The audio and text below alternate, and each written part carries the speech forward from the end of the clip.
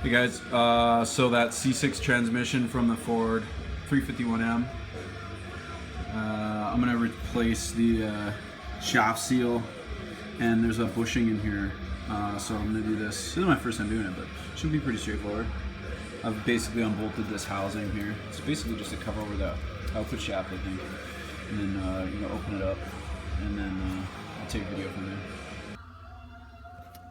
Alright, so the front housing's off. You can see the spline on the output shaft more now. This one's pretty dirty. I'll probably just clean that up. It's not too bad though, condition wise. Just covered in sand and stuff.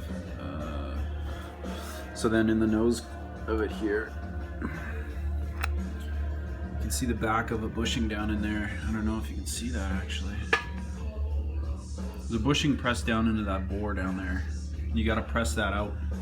And then on the other end, it's just the rubber seal. You gotta pry that out.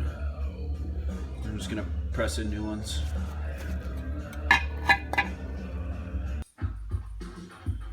Got that seal out. Basically look like this. You gotta pry it out of that bore.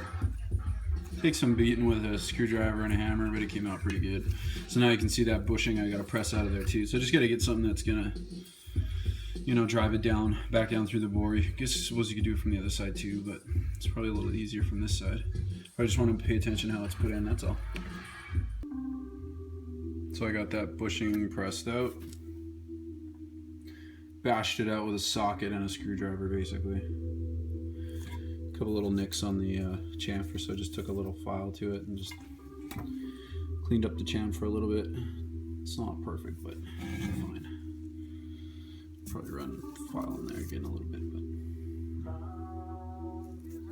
that's it. So it's out, and I'm gonna try and press the other one in. So I've got the new bushing almost pressed all the way in. Just wanted to show it. I drove it down most of the way with just a 2x4 and a hammer, and got it down to even with the lip. And then after that, I had to cut a big piece of 2¼ inch aircraft aluminum that I had here, and it just kind of fits in there. I'm just driving it down, putting the wood back on top of there, and just hitting it with a hammer to get it back in. It's almost there. It's getting late, so I'll probably shut her down for the night. Just wanted to show you the progress. And then basically that new seal is going to go in the top. So I've got her all back together. Strap back on the front of the transmission. There's the new output shaft seal.